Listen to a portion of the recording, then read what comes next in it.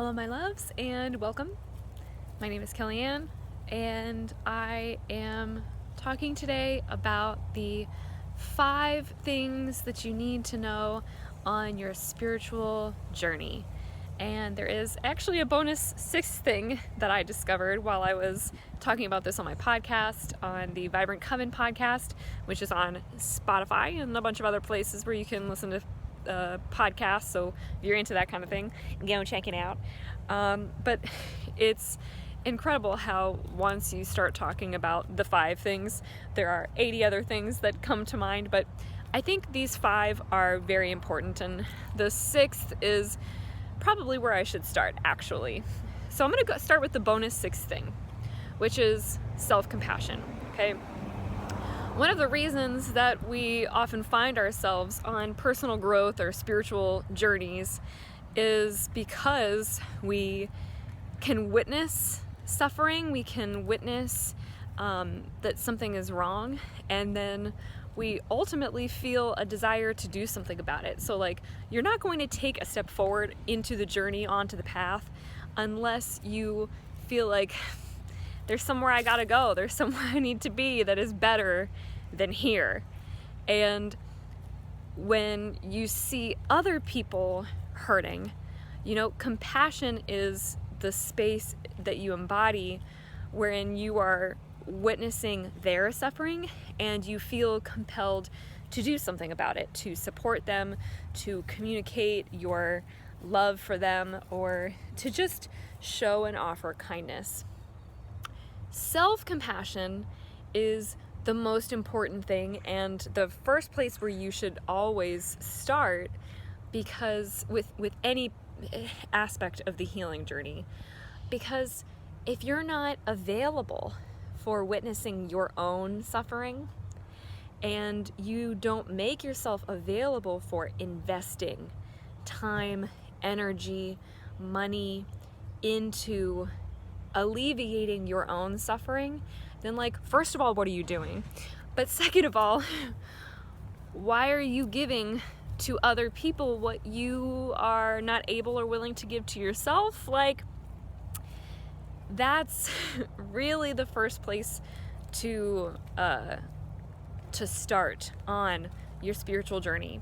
And the thing to know about self-compassion is it is the foundation for everything else, for every other change that you need to make, for every other moment of healing, just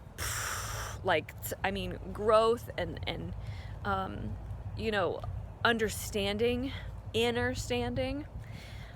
Self-compassion is the place to start. Witnessing that suffering and really making an effort to do something about it. The next thing to know about your spiritual journey, about the spiritual journey, is that it is not linear. It is an upward spiral. You might have seen this in Instagram posts or wherever, that healing is not linear, and you'll see a bunch of squiggles and stuff, but I think it's more helpful to see it as an upward spiral where you're going to come back to some of the same issues over and over again. You're going to experience some of the same problems over and over again. And instead of trying to be better than where you actually are, and instead of blaming yourself or shaming yourself or feeling guilty or unworthy or less than for where you are at this juncture, what you can do is recognize, I've been here before, and not for nothing.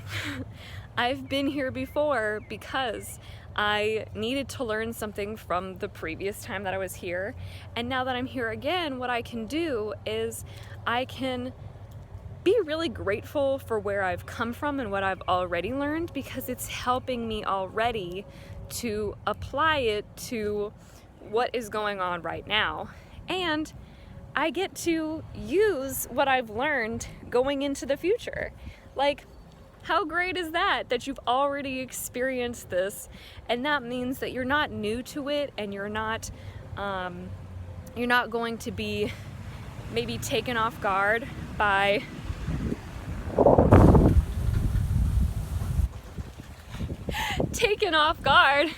talk about taken off guard, taken off guard by the newness of it. You're going to be aware. Self-awareness is a beautiful aspect of the spiritual growth journey, and especially getting to know the spiral as something where, I've already been there before, so if I look down, I see where I've been, and I look up, I know that that's where I'm going, and I'm going to have to deal with this thing again, and I'm going to have to deal with it again. It really, the idea of the upward spiral helps you to accept that things don't just go away in a flash. There are no tips and tricks that are going to, make things just suddenly go away. You're going to have to come back to things, and you're going to have to accept that it's not going to immediately just be alleviated from your life. And you really don't want it to, because then everything would be new and nothing would be comfortable. I think there's comfort in seeing some of the same patterns over and over again and being able to witness, like, I'm in a better place than I was before. I might feel like I've maybe backslided, but in reality, I'm actually in a better position than I was the first time that I was here. That's pretty amazing. The second, or actually the third thing that it would be helpful for you to know on the spiritual journey is that there is a space that we have been taught to occupy, which is the mind, and trying to conceive of the spiritual journey and where you're going and how to do things and what you actually need to grow and change and evolve in the ways that you want to doesn't actually come from that place. We've been taught that the mind and our brain and intelligence is the number one thing because it removes us from the rest of our being. It pulls us out of our heart-centered experiences.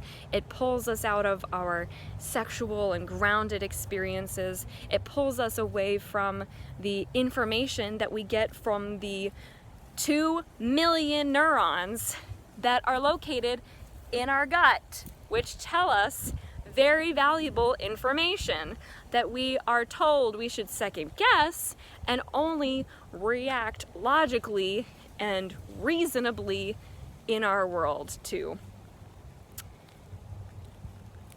I feel like it's kind of obvious, just stating it that way, that you should want to get out of your head and into your body, which is hard to do, given that there has been so much conditioning that has made it very challenging for us to connect with our bodies and find ways to do that. One of the ways that you can do that right now is heading to vforvibrant.com/Divine Chaos 2022 waitlist and joining the waitlist for the Divine Chaos course, which is coming at the beginning of July, starting 7/7, ending on 8/8, and is going to be teaching embodiment practices, not only for feeling all of the dualities that exist, that coexist in your body, in your heart, in your mind, but also for this next thing, which is the fourth thing, I think? Fourth thing, which is accepting the death, destruction, decay, chaos part of the creation process. As you begin to create a new life through the spiritual journey, one thing that you're going to have to know is that something's got to go. some things are gonna have to go. And letting go, releasing, is also another hard thing to do, but it actually gets easier the more that you reinforce this idea that some of the things that are in your life now were put there by the oppressive systems that have made you leave and abandon your body, leave and abandon yourself, leave and abandon your own needs and your own desires that make you feel good and make you feel whole and give you pleasure and help you to feel your most vibrant, valued self. Those kinds of things gotta go. And if you cannot accept that you need to be a destroyer in your life, you need to become and you need to develop an acceptance of the death and destruction that is going to take place in the wake of the chaos that will be stirred as you reshape and reform your life on this spiritual journey, then have I got the tool for you. During the Divine Chaos course, one workshop specifically is going to be dedicated to reconnecting to death, reconnecting to death as part of the life cycle, as part of the creation cycle, and helping us to understand in a very personal way what death and destruction means for us. So again, I really think that you should go ahead and look at the link in the caption, click on that to go and join the Divine Chaos waitlist so that you are the first to know when the pre-sale starts, because only the pre-sale will include the Colin Bedell Queer Cosmos workshop and resources that he did in 2020, and all of the other workshops and all of the other resources from 2020. Only the pre-sale will include that, and the Divine Chaos Workbook, which is an ebook that you are able to print out if that is something that you like and you want to have that tactile drawing, writing experience of like actually going through a workbook. All of those things are going to be included, but only in the pre-sale. We start the pre-sale 6/22, June 22nd, very soon, and it's going to end right at the beginning of July. So I want to make sure that if you are interested in accepting and reconnecting with the death experience, if you want all of these embodiment practices that help you get out of your head so you can let go and liberate yourself in a more fluid, freeing, flexible way for the longevity of your life, and not just for now, but for a long time, because it's not just going to be the Divine Chaos course happening in the course of a month, like most things. I'm going to be holding you accountable with emails, with resources, with follow-up offerings and materials from all of the speakers in the course for 6 months after the course ends. So from the beginning of August until sometime in January, you are going to have not just all of these practices to come back to, but new practices and resources to help you reinforce the spiritual growth journey that you will take through the Divine Chaos course. Okay, so we've got death, we've got getting out of your head, we've got the upward spiral, and we've got self-compassion. What's left? So the fifth thing is something that I just did. Taking rest. I feel like this is going to be a real quick point here because we have been talking about it in the social sphere for the past couple of years, and especially now after COVID and quarantine and all of these collective moments of needing to throw on the emergency brake and like stop hard and stop long in what we're doing and where we believe that we're going, I think we have a better understanding of just exactly what rest means to us and just how important and valuable it is. And I want to bring it back to the spiritual journey, because where is this? They're like right here. They're like right here. I want to bring it back to the idea of the spiritual journey because what happens when we start healing is we get this healing high. We get this feeling from healing that makes us want to do it again, want to do it more, want to just be doing it all the time and be moving on to the next thing and the next thing and the next thing and the next thing, because it feels so good when we have these revelations that clarify, oh my gosh, that's what I went through in my childhood that makes me this way. Oh my gosh, that's the pattern in relationships that is causing me to have issues with conflict and communication and connection. These are the kinds of revelations that just give us some momentum and make us want to keep diving deeper. The thing about that is we need time, we need space. Just like how tips and tricks and, learning something in 2 weeks is going to help you have a better understanding of something or do something quickly, it is not going to help you do something sustainably. The sustainability comes in when you schedule rest, when you schedule play, when you plan for play, rest, restoration, and allowing your body to just loosen up a little bit and relax, slacken.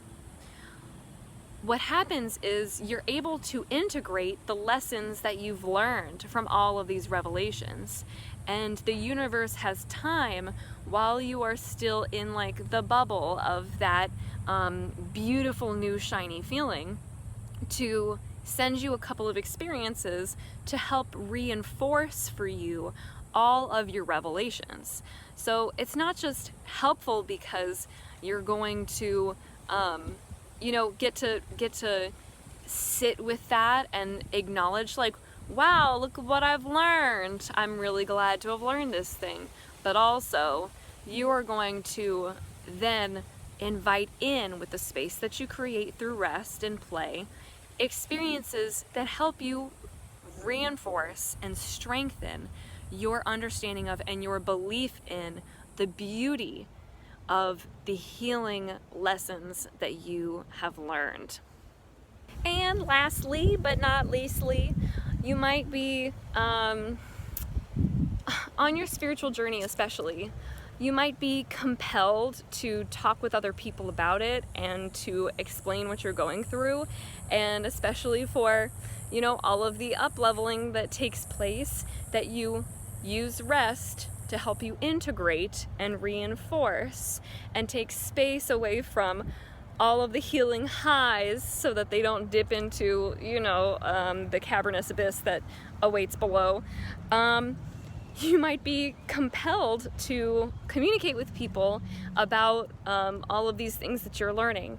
And this is why community is so important. And this is the sixth thing that you need to know about the spiritual journey, is that it is impossible to do this without community.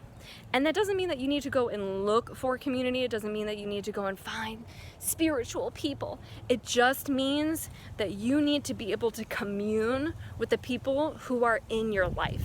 So this can mean people who are already in your life, actually hearing and knowing about and getting to see all of your wounds and holding space for you, developing with you a sense of trust and safety so that you can start to develop confidence in the kind of person that you want to be, people who encourage you and reflect back to you the kind of person that they hear and see and believe that you want to be. They see your potential and they reinforce that for you.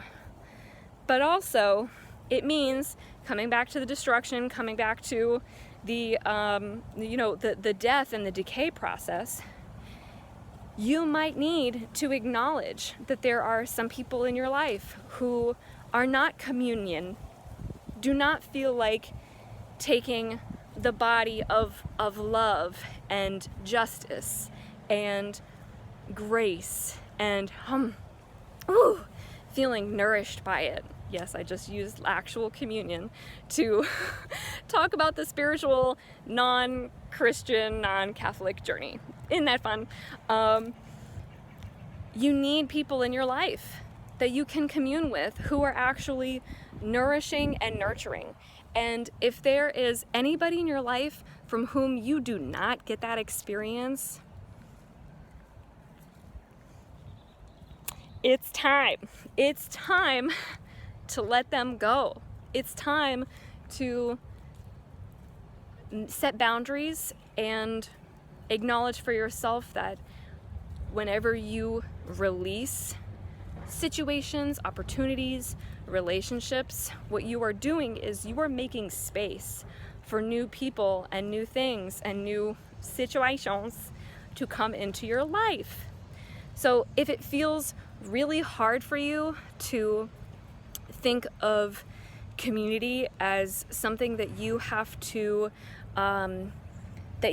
destroy a little bit in order to create it, then think of it as knowing your sacred yeses, your sacred nos, feeling in your body when you walk away from certain people, whether what you got from that experience feels good and you feel better after being with them, or you feel more tired, more spent, more exhausted, more hurt. And even if you don't know particularly why, just feeling not quite so good after being with them, noticing that and recognizing I don't have to spend as much time with them. And in fact, when I choose to spend less time with them and more time with the people that I already know build my confidence and make me feel comfortable in being the person that I'm actually trying to be, what that does is that builds community. And then your spirit doesn't have to hide. The truest version of you doesn't have to try and, peek out at opportune moments. You don't have to try and wait for the right timing to tell people about things or to express yourself or to ask for others to hold space. You can be yourself at any given moment, and the people in your life will just be there for you or be honest with you about how they are not there for themselves.